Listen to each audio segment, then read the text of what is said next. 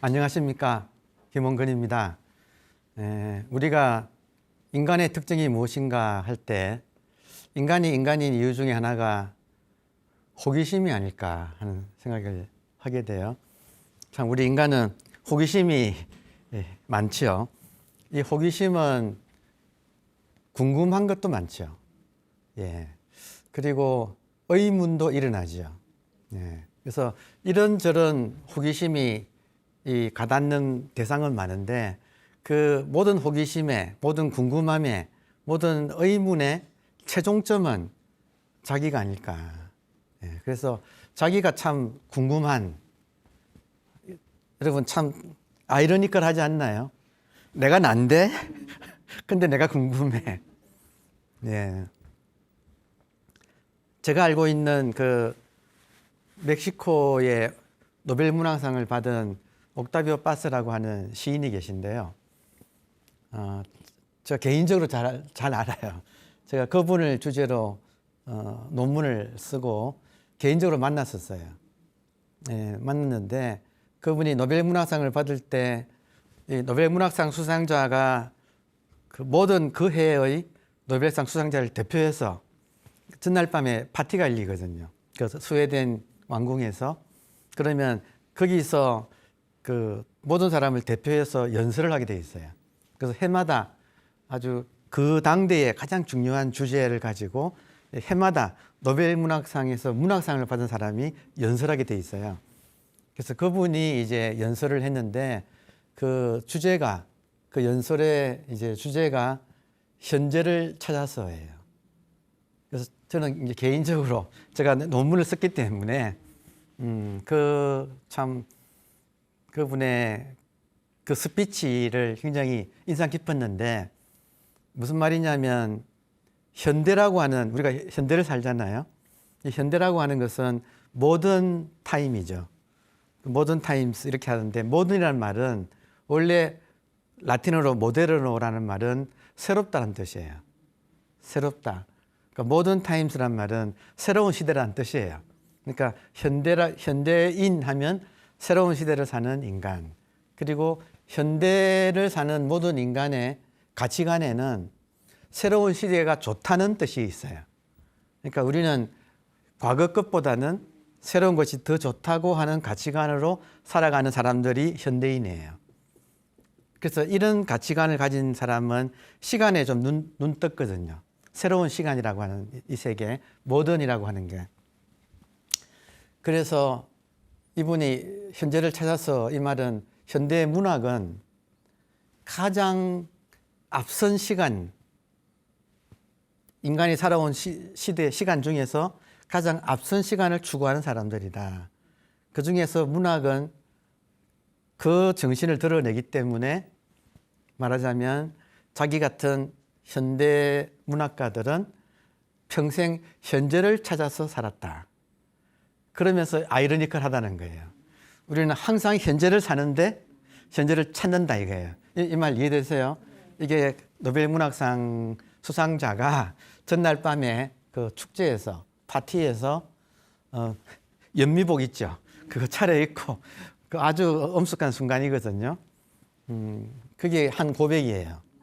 나의 일생은 평생 현재를 찾아서 산 일생이었다. 이것이 모든 현대 문학가가 짊어지는 숙명이다. 근데 너무나 아이러니컬하다. 현재에서 살지 않은 적은 한 번도 없는데 끝없이 현재를 찾는다. 그러고 하는 이야기가 이제 오늘 우리의 주제라고 연관되는데요. 저도 지금 뜬금없이 나왔습니다. 이 말이 계획하고 하는 건 아닌데 그만큼 이게 그 심적으로 항상 주제의식으로 자리 잡은 것 같아요. 이제 지지난 시간까지는 제가 이 마음에 관한 많은 이야기를 이제 들려드렸는데 이제는 시청자 여러분들도 좀 이제 어느 정도 익숙해진 것 같아서 그동안에 많이 들으셨으면 익숙해진 것 같아서 이제는 조금 더 이제 근원으로 들어가는 건 뭐가 중요하냐면 방법이 중요한 거예요. 방법. 어떻게 깨닫는가? 어떻게 마음 치유하고 어떻게 깨닫는가?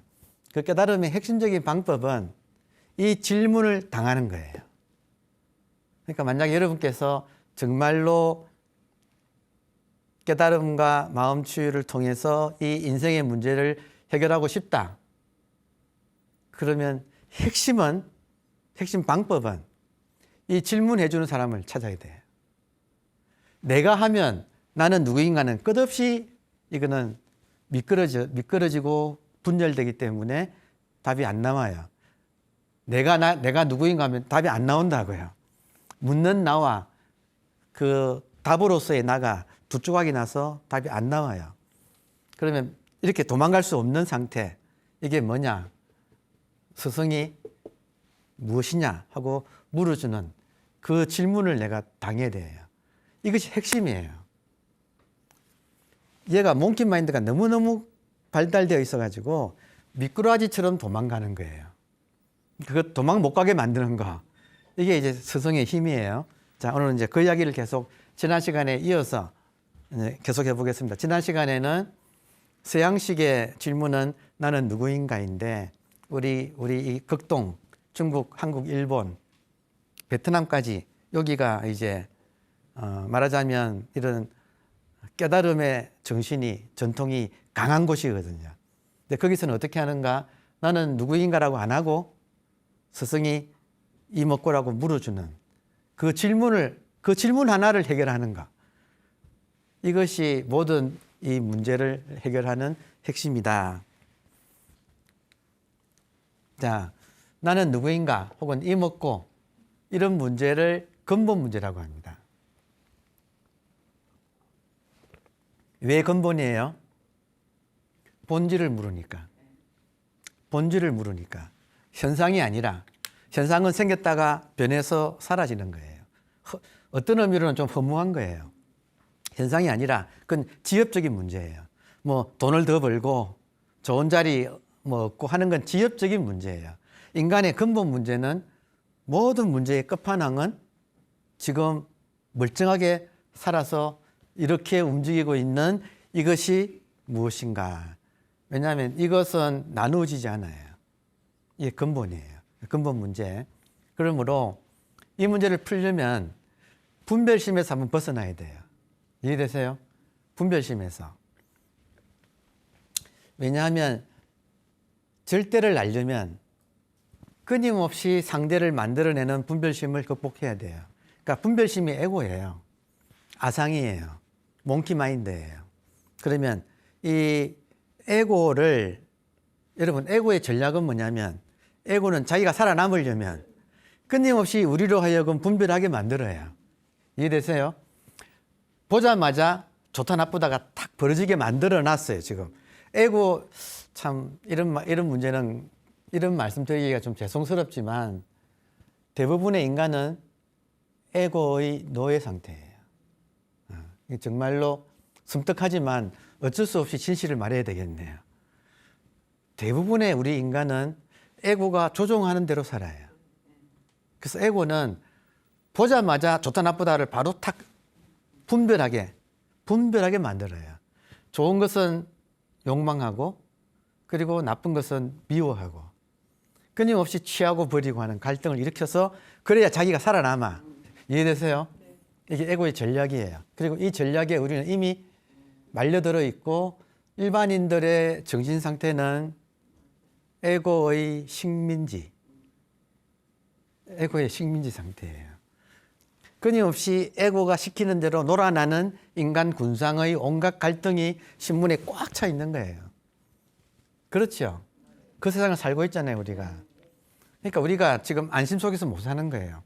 그러면 나는 안 그런가? 아이고. 나야말로 끊임없이 이 에고의 지시에 쫓아다니는 그런 상태죠. 그래서 이 분별심을 극복해야 한다. 이게 중요한 거 아시겠습니까?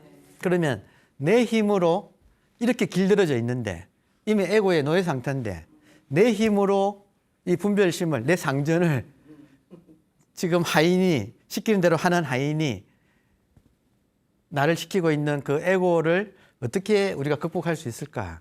보통 웬만한 방법으로는 안 되겠죠. 이해되세요?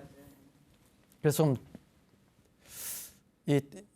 지금 동양의 송나라 시대에 이 방법을 찾아낸 이 세 사람은 극약 처방을 한 거예요.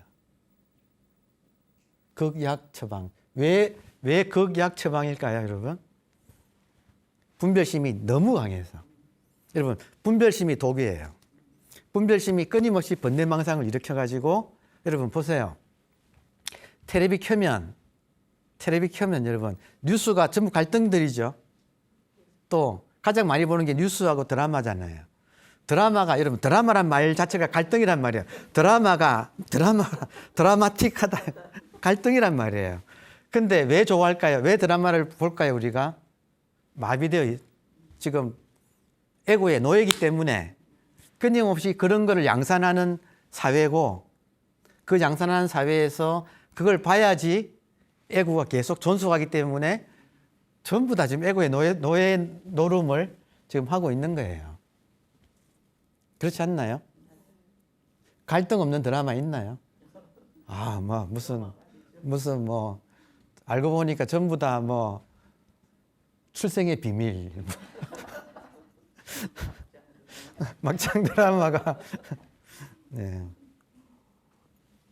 우리는 이 사회는 이미 분별심에 완전히 팍 함몰돼 있어요. 예를 든다면, 비유를 한다면, 큰 호수에 나무 토막이 처음엔 떠 있다가 나무가 이렇게 물에 쓰러지면 처음엔 뜹니다, 얘가. 그러다가 점점 습해졌겠죠. 그러면 깔아앉겠죠. 그럼 완전히 깔아앉으면 호수 바닥에서 젖은 상태로 수없이 오래 가겠죠. 이해되세요? 우리가 그 꼴이에요. 이 분별심에 물에 잠겨가지고 함몰된 완전히 젖어 있는 상태. 그래서 이런 거는 끄집어내도 불을 못 붙여요. 이해되세요? 이걸 건져내도 불이 안 붙어요. 이 말은 사실은 깨달으면 쉬운 게 아니라는 거예요. 젖어 있는 상태라서. 먼저 말려야 돼요. 그래서 이 말리는 작업부터 해서 이거 불태우는 이 모든 작업을 하는 비결이 있어요. 그 비결을 소개하려고 합니다. 궁금하지 않으세요? 예. 인간한테는 너무너무 귀중한 거예요. 어떻게 이걸 빠져나갈 거예요? 사회 자체가 이런데. 공업에 의해서 전부 다 분별심이 놀아나고 있는데 여기서 어떻게 우리가 빠져나갈 거냐는 거죠. 길은 있어요. 그 극약 처방이에요. 그래서 사실은 이런 문제를 소개하려면 그냥 쉽게 그냥 이런 걸 듣고 아 그렇구나 하고 이걸 좋아하지, 사람들은 극약 처방을 통해서 진짜로 한번 벗어나는 이것을 하기는 쉽지 않아요. 그래서 건기라는 말도 있어요. 여기에 소질이 있어야 되는 거죠. 그리고 인연이 있어야 되고 시절 인연이 닿아야 돼요. 그래서 알고 보면 이 인연보다 소중한 것은 없어요. 왜냐하면 인간을 근본적으로 해탈시키고 인간을 근본적으로 구원시키기 때문에 이런 인연은 소중한 거예요. 자, 우리가 지난 시간에 호리병 속의 새라고 하는 화두 화면 기억나십니까? 한 2, 3회 전에 안성기 씨가 나오는 그 영화에 만다라라고 하는 영화에서 안성기 씨가 받는 화두가 이거였다 그러잖아요. 그러니까 새가 있는데 이 새를 새끼일 때 호리병에 넣었는데 커가지고 이제 어떻게 꺼내겠느냐. 이제 그 말이죠. 호리병이 분별심이에요. 그리고 새는 우리들이에요. 우리 자신이 분별심 속에 지금 갇혀 있어요. 어떻게 나갈까 하는 게 화두예요. 이해되세요? 자, 그런데 문제는 마음 공부를 하는 젊은 스님한테 깨달은 노스님이 이런 문제를 던진다는 거예요. 이런 문제를 던지는데 이 문제를 화두라고 그래요. 우리가 요즘 뭐 정치계에서도 요즘에 화두가 뭐냐 이런 말 많이 쓰잖아요. 이 화두가 지금 일반화되었는데 그만큼 이제 일반인들도 무슨 말인가는 안다는 거죠. 근데 화두의 본래 뜻은 근본 문제란 뜻이에요. 그러면 이런 문제를 풀게 하면 이 문제를 풀면 그러니까 영화에서는 안성기 씨가 젊은 스님으로 나오는데 이 문제를 풀면 분별심에서 벗어나는 거잖아요. 이해되세요? 그러니까 그런 건 알아요. 내가 지금 매사에 분별심 속에서 갇혀 있구나. 어떻게 이걸 뚫고 나갈까? 안 다치고. 이제 그거를 화두로 삼아서 이제 자나깨나 지난 시간에 물도 온 시자한테 큰 스님이 원시자야, 예 그러면 이 무엇인고, 예 한 놈이 뭔고 이렇게 물어보는 것이 화두 같은 거라는 거죠. 그 질문이 근본 질문. 자 그러면 오늘은 화두 공부를 좀 할 겁니다. 여러분 화두가 일반적으로는 선입견이 어렵다고 느껴요. 어렵다고 느껴요. 근데 여러분 어렵지 않고서 어떻게 한 인간이 모든 사회가 분별심에 놀아나고 있는데 어렵지 않고서 어떻게 이걸 벗어날 수 있을까요? 이게 쉬울까요? 다른 말로 분별심은 여러분 선악과라고 해놨잖아요. 제가 기독교에서는 분별심을 선악과라 불러요. 선악과라는 건 뭐예요? 태초에 인간이 에덴 동산에서 쫓겨나올 때 선악과를 먹고 쫓겨나오잖아요. 지금 이 세계가 본래는 에덴 동산인데 우리가 분별하는 바람에 이 세계가 지금 에덴의 동쪽, 에덴으로부터 쫓겨나온 세계가 되어버렸다는 거죠. 에덴의 동쪽은 정말 고통의 세계거든요. 지금 우리가 고통의 세계에 살고 있는 이유가 뭐냐? 원죄라 그러잖아요. 그러니까 분별심이 원죄예요. 딱 깨놓고 이야기하면 인간한테는 분별심이 모든 고통의 원죄예요. 그럼 이 원죄를 해결하는 건데 원죄는 내 죄도 아니잖아요. 조상 해가지고 호모 사피엔스의 원죄예요. 사피엔스란 말이 분별한다는 이 말이거든요. 그러니까 호모 사피엔스의 원죄. 어렵지 않고서 어떻게 이걸 해결하겠어요? 그러니까 그래도 인간은 여러분 핸드폰 쓰시죠? 지금 혹시 삐삐 쓰는 분 계시나요? 옛날에 삐삐라는 게 있었고 지금 젊은 분들은 모르시겠다. 호출하는 게 있거든요. 예. 그게 이제 뭐 이렇게 벽돌처럼 큰 이동 전화가 나오고 발달해가지고 지금 스마트폰에 지금 뭐 S21 뭐 플러스 하고 나오잖아요. 지금 분별심이라고 하는 선악과를 토해내는 방법 발달해 왔어요. 이것이 그냥 옛날식으로 정체해 있는 거 아니에요. 인간이 발달할수록 같이 이 방법도 발달해 왔어요. 그래서 최종적으로 나온 버전, 많은 버전 중에 최신 스마트폰처럼 이 지금 방법 중에서 최신으로 나온 것이 화두라는 거예요. 그러니까 화두는 그만큼 발달됐는데 효과가 커요. 큰 대신에 굉장히 강해요. 그러니까 이런 원리를 잘 알고 해야 돼요. 화두는 쉽게 그냥 덤벼들어서는 안 돼요. 잘 알고 특히 좋은 가이드의 안내를 받으면서 화두를 해야 돼요. 혼자 해서는 안 됩니다. 왜냐하면 이게 극약 처방이라서. 그래서 왜 그런가를 설명을 드릴게요. 궁금은 하십니까? 예. 이런 방법이 있다는데 그렇지 않아요. 최신 방법 그 중에서도 많은 것이 있는데 그 중에 최신 효과적인 가장 강력한 방법.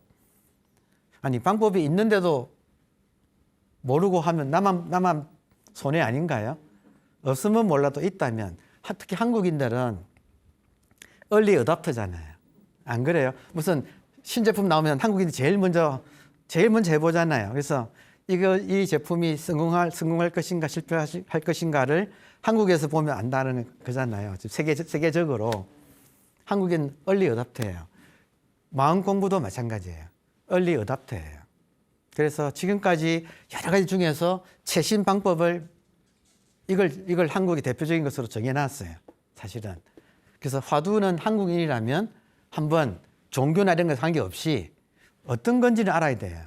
왜냐하면 이게 구원의 지름길이니까. 해탈의 지름길이니까. 그리고 한국에 있다는데 K컬처의 최정상이라는데 이거 안 하면 나만 손해잖아요. 제가 이런 말 하는 이유가 뭘까요? 화두를 제대로 안 해보고 실패한 사람들이 너무 많아서 그런 분들한테 간곡하게 말씀드리는 거예요. 제대로 하면 됩니다.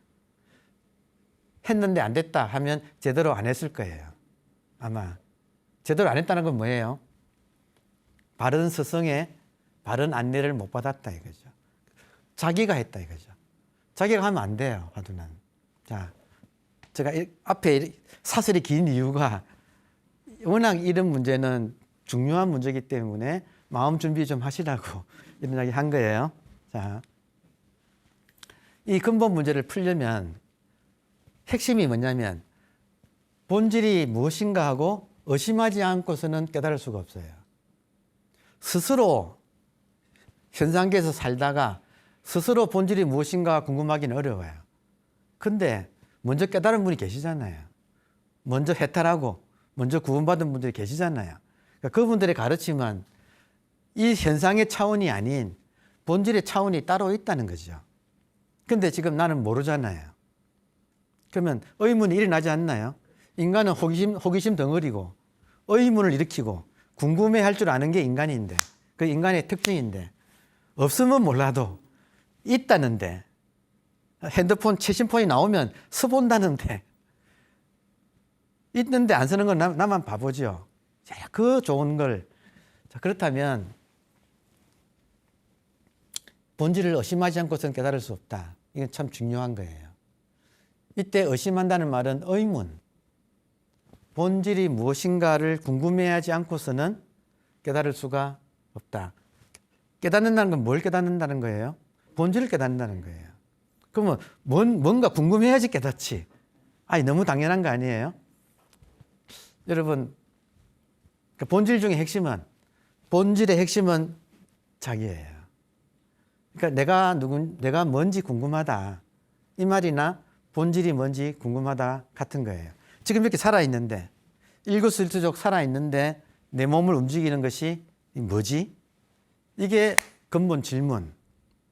그리고 이 본질이 무엇인가? 여기서 궁금하고 의문이 일어납니까? 안 일어납니까? 일어나죠. 이것도 두 가지예요. 안 일어나는 사람이 있어요. 그리고 일어나는 사람이 있어요. 그러니까 중간에 미적지근한 사람들이 있어요. 이게 의문이 없는 건 아닌데 바쁜 일이 너무 많아서 나중에 하지 하고 미뤄두고 바쁜 것부터 하는 사람. 이게 대부분이죠. 그죠? 예. 그래서 이런 강의가, 각성을 좀, 강의의 목적 중에 하나가 각성이 무엇이 중요합니까? 무엇이 중요한디? 해서 정말 중요한 거는 두고 엉뚱한 것을 먼저 처리하지, 나중에 해야지 하면서 다 늙어버리는 거 있죠. 안 그런가요? 자기 집을 보세요. 자기 집에 보면 이런 문제에 관심이 있던 분들이 해야지 하다가 어느새 힘 빠져버리고 다 나이 드신 나의 미래 아닌가요? 지금 이 찬스를 놓치면 나라고 뭐 뒤에 또 찬스가 올까요? 그러니까 정말 중요한 거예요. 이런 인연은 소중한 거예요. 정말 중요한 것은 본질이다. 아직 나는 본질이 뭔지 모른다. 근데 진짜 이런 말을 듣고 지금 안 하면 언제 할까? 우리 선배님들처럼 못하고 그냥 늙어버리겠구나. 그렇다면 참 이 귀중한 인생이라는 이 기회를, 이 찬스를, 인생의 찬스를 그냥 놓쳐버린 사람이 얼마나 많아요. 네. 궁금하시죠? 저 궁금하라고 하는 소리예요. 네. 자, 조금 더 전문적으로 들어가면 이것을 궁금해하는 사람들이 있었어요. 특히 그런 사람들이 많이 있을 때가 있어요. 여러분, 역사적으로 축의 시대라는 말이 있어요. 축. 패러다임의 전환. 축의 시대가 있는데 예를 들어서 BC 5세기 그리스에서는 플라톤의 스승인 소크라테스, 그 제자인 플라톤, 그 제자인 아리스토텔레스, 이때 기라슨 같은 사람들이 많이 깨어났어요. 이런 사람들이.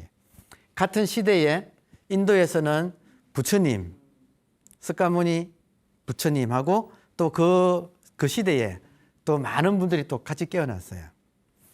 이스라엘에서는 이사야, 예레미야 같은 선지자들이 그때예요. 예수님은 그보다 500년 뒤에 나오지만 그 선지자들이 이스라엘에서는 또 굉장히 많이 나오거든요. 중국에는 노자, 장자, 그리고 공자, 맹자, 우리가 알고 있는 제자, 백가가 그때거든요. 그러니까 인류의 정신이 폭발적으로 깨어나는 시대, BC 5세기에서 6세기, 맞죠, 그죠? 그런 축의 시대가 있다고요. 그런데 중국에서 6세기, 7세기, 8세기, 특히 7세기, 8세기 요때 폭발적으로 사람들이 많이 또 깨어났어요. 깨달은 사람들이 막 쏟아져 나왔어요. 그 계기가 육조 회능이라는 사람이에요. 그러니까 육조 회능을 조계에서 살았다고 조계대사라고 하거든요. 한국 불교는 조계종이라 그러잖아요.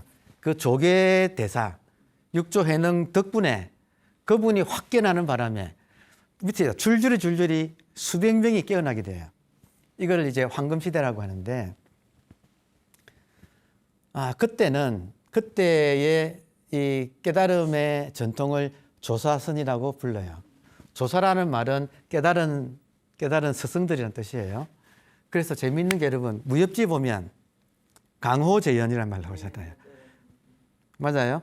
이때 강호할 때, 지금 조사선이 중국에서 일어날 때, 강이라는 말은 강서성, 그 양자강 있죠. 양자강에 동정호 있잖아요. 동정호 밑이 호남이거든요. 그 옆이 강서성이에요. 강서성과 호남성에서 깨달은 사람들이 막 일어났어요. 수백 명이. 그래서 강서성과 호남성, 강호, 재, 많은, 현자들. 강호에서 깨달은 사람들. 그래서 강호재연이란 말이 이제 무협지에까지 이렇게 많이 등장하는 거예요. 자, 그렇다면 그때 조사선이라는 전통이 있고 그 이후에 몇백 년 뒤에 가나선이라는 것이 화두선을 가나선이라고 하는데 이게 나와요. 그럼 이 둘 차이가 있어요. 그 차이점을 좀 말씀을 드리려고 하는 거예요. 조사선은 조사들의 선이에요. 간화선은 간은 볼간자고 화는 화두, 근본 문제. 근본 문제를 공부하는 선. 여기 차이점이 좀 있어요. 여러분, 그 스님들이 절에서 출가해서 공부하는 것을 간경이라 그러죠. 경을 공부한다 하거든요. 간은 볼간자, 경을 본다, 간경. 간경하고 나면 간화를 하는 거예요. 화두를 공부한다. 이해되세요? 이름이 간화선은 화두를 공부하는 선. 선은 깨달음의 전통. 자, 그렇다면 조사선은 여러분 정말 내가 누구이고 죽으면 어떻게 되고 하는 것이 정말로 궁금한 사람이 있겠죠. 그 사람들은 여러분 인간 중에는 사람마다 주제가 있잖아요. 평생 쫓아다니는 주제가 있잖아요. 근데 본질이 무엇인가라고 하는 이 주제가 자기의 인생의 1번이 된 사람들이 있었겠죠. 그때 특히 많았어요. 조사선이 황금시대에. 그러면 그분들은 남이 뭐라고 안 해도 스스로 궁금해가지고 이 문제를 못 풀면 갑갑해서 못 견디는 거예요. 이해되세요? 이렇게 멀쩡히 살아있는데 내가 누군지 몰라. 이 문제 못 풀고는 난 못 살겠어. 그런 사람들이 많았던 시대가 조사선의 시대예요. 그럼 거기에는 여러분 방법이 없어요. 말하자면 중환자예요. 중환자. 이 문제를 못 풀어서 내가 중환자야. 아파 죽겠어. 그러면 무조건 의사 찾아가는 거예요. 방법이 없이 무조건 의사를 찾아가서 물어요. 본질이 뭡니까? 라고 묻는 거예요. 그러니까 스스로 의심이 일어났다. 이 말 이해되세요? 사람 중에 그런 사람이 있어요. 조금 독종이죠. 말을 하자면. 그래서 정말로 이것이 궁금한 사람은 아무도 못 말려. 이 문제를 풀어야 돼. 이 문제 푸는 방법은 간단해요. 먼저 푼 사람을 찾아가서 묻는 거예요.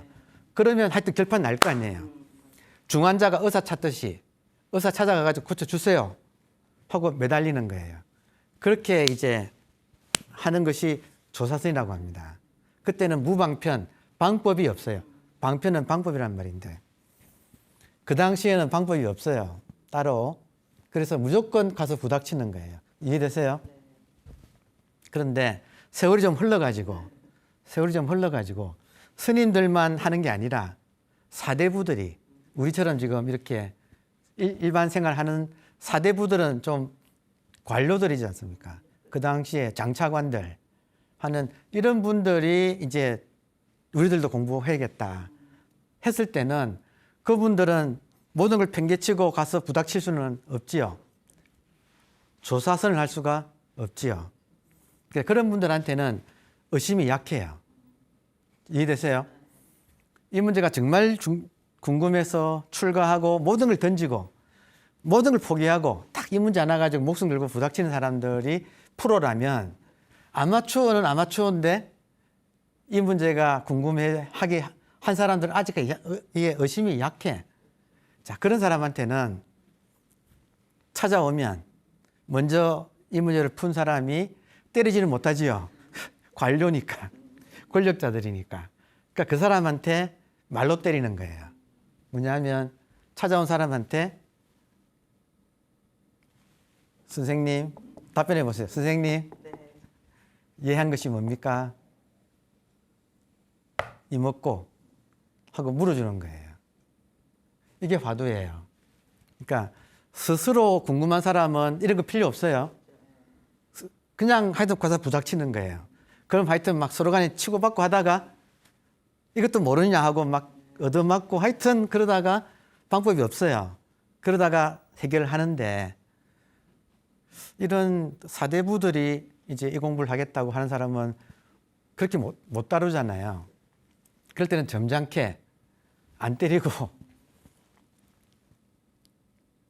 무엇이 이렇게 지금 찾아와서 질문하고 있습니까? 이런 질문을 해주는 거예요.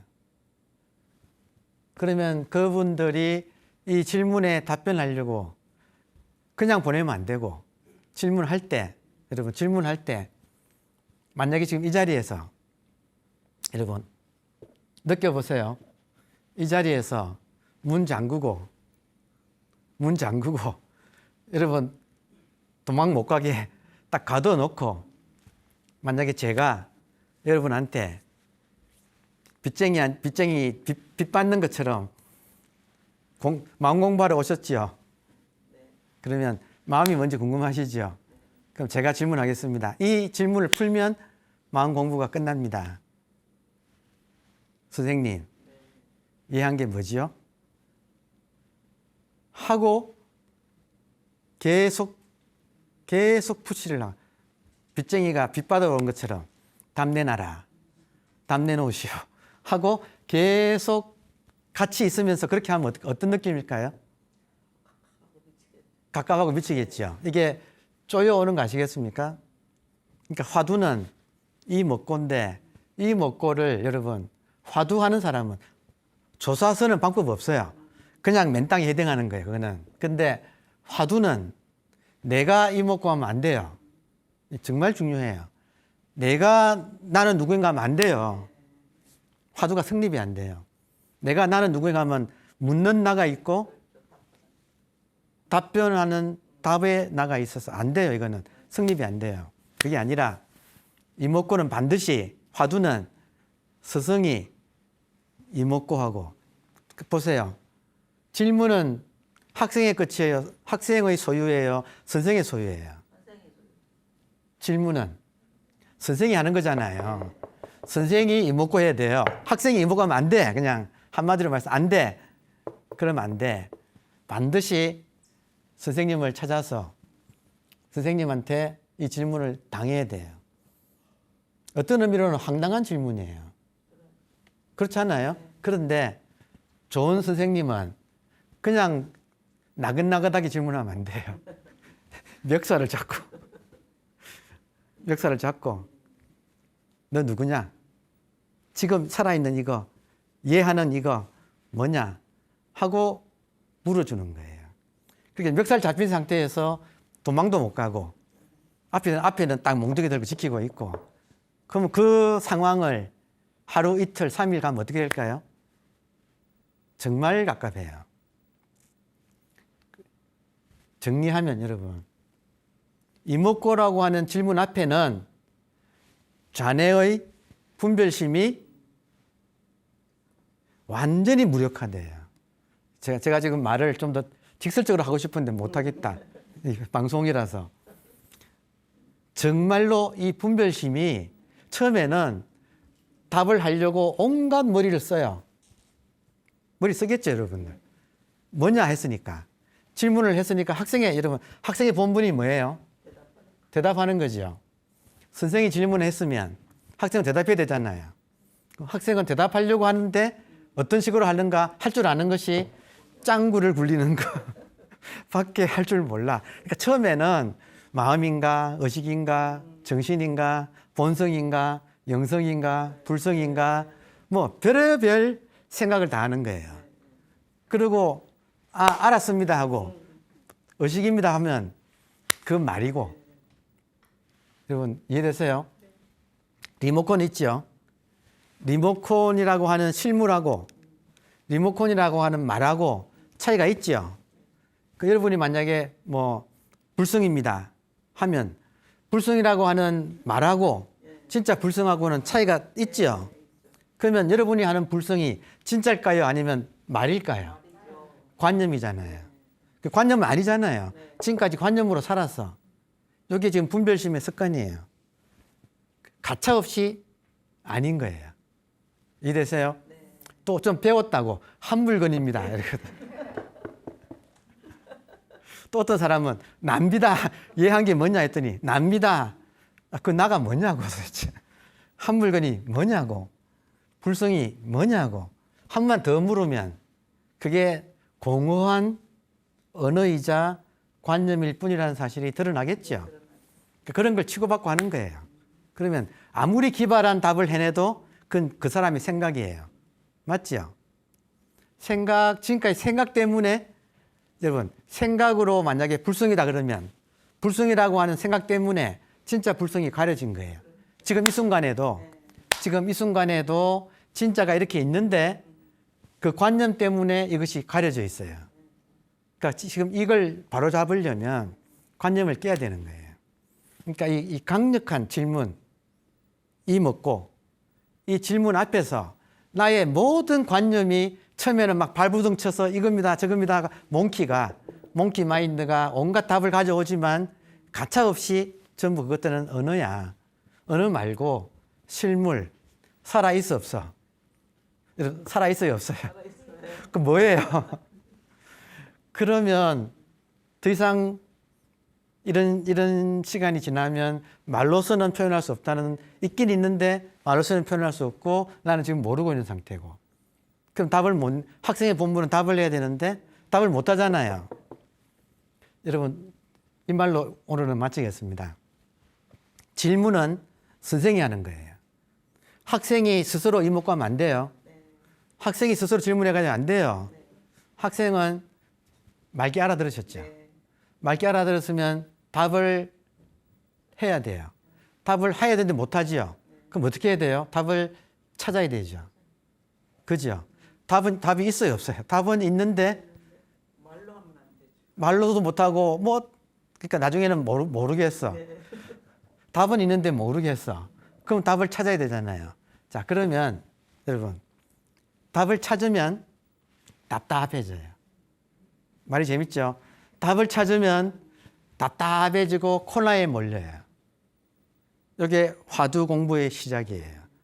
그 상태라야만이, 여러분, 코너에 몰려야만이 분별심이 힘이 빠지는 거예요. 어떻게 분별심을 잡는가? 이건 천재들이 발견한 거예요. 코너에 몰려야만이 이게 작동이 점점 멈추어진다. 힘이 빠진다. 그리고 갇힌다. 분별심이 갇히는 거예요. 또 이 뒤에 이야기는 다음 시간에. 이제부터 흥미진진한 방법론의 문제예요. 지금 이게 한국의 정신문화의 골수예요. 한국 정신문화의 골수, 화두예요. 화두는 근본 질문. 질문은 선생이 하고 학생은 답하려고 애쓰는 것. 여러분 일주일간 답하려고 애써보세요. 다음 시간에 또 만나십시다. 감사합니다.